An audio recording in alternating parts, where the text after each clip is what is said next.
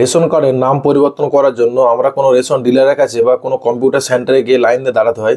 কিন্তু আমি আজকে আপনাদের একটা প্রসেস বলে দেবো, যেটা আপনি বাড়িতে বসে আপনার রেশন কার্ডের নাম আপনি নিজে চেঞ্জ করতে পারবেন। তো প্রসেসটা কি জানতে হলে ভিডিওটা শেষ অবধি দেখুন।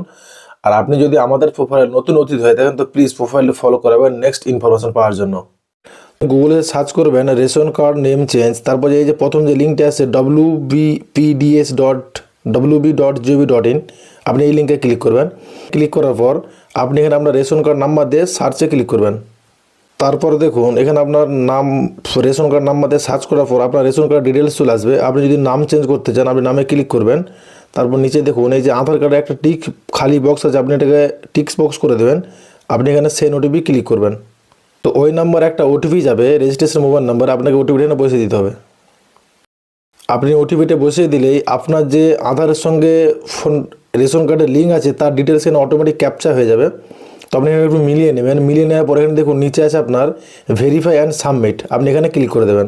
ক্লিক করার পর দেখুন আপনার এখানে যে নামটি আছে রেশন কার্ডে, এখানে নামটি দেখাবো আপনাকে। তো আপনি ইয়েস মানে হ্যাঁ এখানে আপনি ক্লিক করবেন। তো এখানে ক্লিক করার পর দেখুন ইওর ডাটা সাকসেসফুলি আপডেট, মানে আপনার তথ্য সফলভাবে আপডেট হয়েছে। যদি আপনার আধার কার্ডের সঙ্গে রেশন কার্ড লিঙ্ক থাকে, আপনার আধার কার্ডে যে নামটি থাকবে ওটা কিন্তু রেশন কার্ডে অটোমেটিক ক্যাপচার হয়ে যাবে। আর যদি আপনার আধার কার্ডের নাম ভুল থাকে তাহলে আপনাকে আগে আধার কার্ডের নাম ঠিক করতে হবে, তারপর রেশন কার্ডের নাম আপনি ঠিক করতে পারবেন। তো যদি প্রসেসটা ভালো লাগে আপনার বন্ধুদের সাথে অবশ্যই শেয়ার করবেন। আর আপনি যদি আমাদের প্রোফাইলে নতুন অতিথি হয়ে থাকেন তো প্লিজ প্রোফাইলটা ফলো করবেন এইসব ইনফরমেটিভ ইনফরমেশন পাওয়ার জন্য।